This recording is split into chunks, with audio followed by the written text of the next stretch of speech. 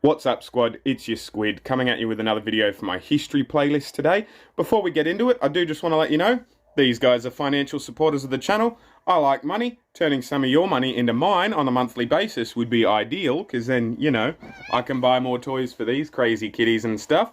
If this is the very first time you stumbled across me, poke around the channel, decide if you like me on the plethora of videos I have, not just this one, because obviously the content I have is varied, and you'll see that if you poke around. Today's video is about a place called Budj Bim, which is in the lower half of the Victorian state in Australia. In fact, here, I'll put a thing there. I'll put a thing in the following video as well. You'll see. From this point forward, you're not going to see my face. It's just going to be me reading from a script. So I'll put relevant images up on the screen and stuff like that. If this is the type of video that you like, let me know in the comments section. Either way, if you're seeing this, do me a solid and hit the like button, because I need views. Thanks, guys. I'll see you when I look at you. Hopefully you enjoy this story. And yeah, like I said, consider being generous, consider joining the channel. I like money. Turning some of yours into mine is great.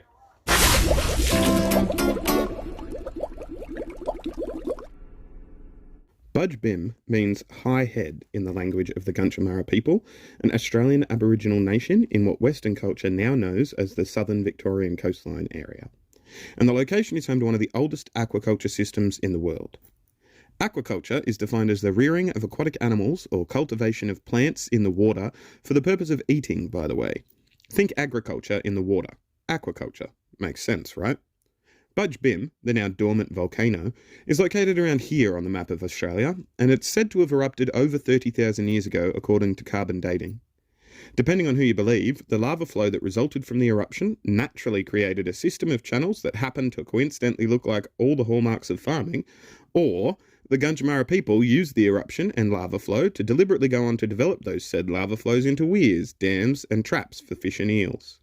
But before we get into that, those who follow my channel regularly will know that I have a keen interest in any and all oral history passed down across various Indigenous cultures, and that I am very enamoured by the myths and sagas we as a collective tell each other spanning across millennia.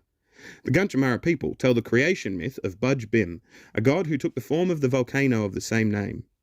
His teeth became the lava which spat from his mouth and flowed to the sea, creating the land that has sustained the people supposedly since the beginning of time. We know as a fact, not myth, that the hill they call Budj Bim is a long-extinct volcano, and we know for a fact, not myth, that its lava did flow to the sea, forming the coastal wetlands that the Aboriginals have used to practice aquaculture for at the very least the last several thousand years.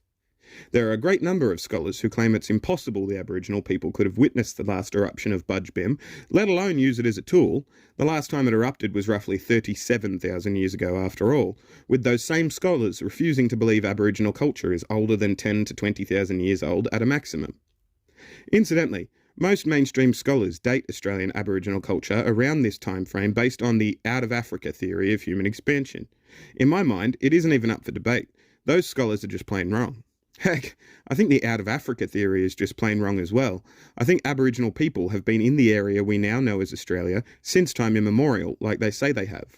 But I'm getting sidetracked. The point is, there's a small-time debate about the age range of Aboriginal cultures in Australia, and I believe the Aboriginal people in that debate. Some archaeological and DNA testing on what are believed to be tools found in a coastal cave site in 2019, an axe in a cave near where a fire had been lit, have supposedly confirmed that humanity has lived in the area for at the very least 40,000 years. If that carbon dating is accurate, it would mean that someone did indeed witness the ancient eruption we're talking about, more than likely anyway. But we'll get to that.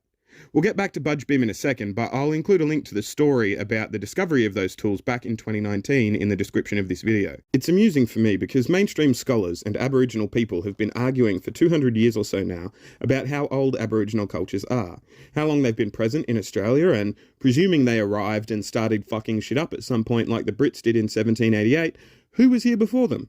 Over the course of my lifetime, the debate has shifted from, you're 10,000 years old, no, we're from time immemorial, to, you're 20,000 years old, no, we're from time immemorial, to now, with the discovery of these eel traps and proof of human involvement in the creation of that farming process, where the debate sits at, okay, you're roughly 40,000 years old. No, man, we're from time immemorial.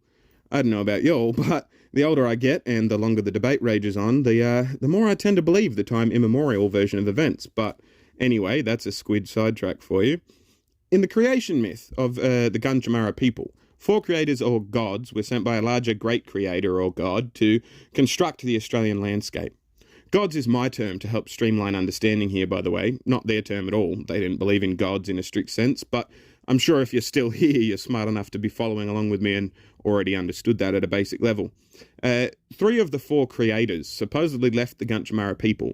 They went north and east and respectively feature in other tales from the dreaming in other Aboriginal cultures from those areas. Budj Bim was the creator that stayed, emerging as a violently erupting volcano.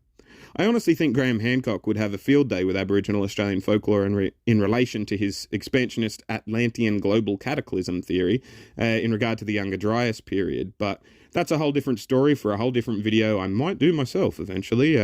If you follow Graham Hancock and Randall Carlson, you'll know what I mean though. The lava flows emanating from Budj Bim's eruption, roughly 30,000 years ago, changed the drainage patterns of the entire region almost overnight. It created extensive wetlands which transformed the landscape and became the ideal habitats for hunting, fishing and foraging. Although many Aboriginal nations or tribes were nomadic, the Gunditjmara people settled in those fertile wetlands and have remained sedentary and content in the area all the way up until British contact in the 19th century, and then from then up until now as well. The horrifying wildfires in Australia in 2019 burnt through bushland in the area, which, by a stroke of archaeological luck, for lack of a better term, burnt back a millennia's worth of old scrub in areas we would have been unlikely to excavate and revealed even more sophisticated systems of stone weirs and eel traps that sustained the people there for generations, as well as the axe that I mentioned earlier. The definitely man-made aquaculture structures are at the very least 6,500 years old, though they may well be older.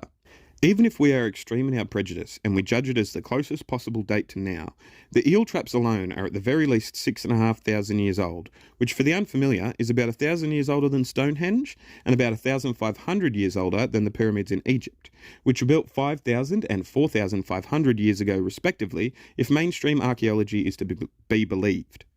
Were you aware that Aboriginal Australians were the first engineers in the world? Because they absolutely were if this carbon dating is to be believed. When the British arrived in Australia in the late 1700s, they used a concept called terra nullius as justification for the claiming of the land and the eventual subjugation of the peoples there. Terra nullius is Latin and, in a nutshell, translates to nobody's land. It was a principle multiple colonial expansionist nations used in that time, not just the British, but the British were notoriously good at claiming terra nullius without much investigation into the land they claimed was uninhabited. In conjunction with social Darwinism, which is a false theory that a society, all societies, have a natural path of evolution, from hunter-gatherer to farmer to the internet, in essence, the lack of tall buildings and things seen as similar to culture in Europe meant that no one was there. In order to be considered a society, and not just a bunch of unevolved animals slowly on their way to humanity, a group of native people to any given area had to be hitting certain metrics along that made-up and incorrect timeline of how a culture is, quote-unquote, supposed to evolve. The British said that all Aboriginal cultures in Australia were to be treated as one homogenous entity, meaning the tribes on the far northwest coast and the tribes on the far southeast coasts were considered to be one people, despite over roughly 3,000 miles separating their cultures. By their own metric, these eel traps prove that some Aboriginal people lived sedentary lives where they farmed animals for meat and grew different crops based on the seasons, which meant they all did, which were the exact requirements to disprove terra nullius. There is scientific proof that Aboriginal people were not hapless hunter-gatherers in need of saving, if we're to judge them as one homogenous group. Budj Bim is the proof of that. Factually, not up for debate. Budj Bim proves Aboriginal people lived in place, at the very least at the point of the construction of the eel traps, but more than likely all the way back to the point of eruption as well if you take in their folklore. How many other oral histories that we tell as myth might have actually happened on the Australian continent? How many other tales from the Aboriginal dreaming are we ignoring for their geographic and social implications? I don't know, but I'd love to find out, and I will for the rest of this playlist. Thanks for watching and listening to this video, guys. It really means a lot to me when you consume this content of mine and decide to open up your mind a bit with me to the maybes of human history. Once again, these are the people that choose to support the channel financially on a month-by-month basis.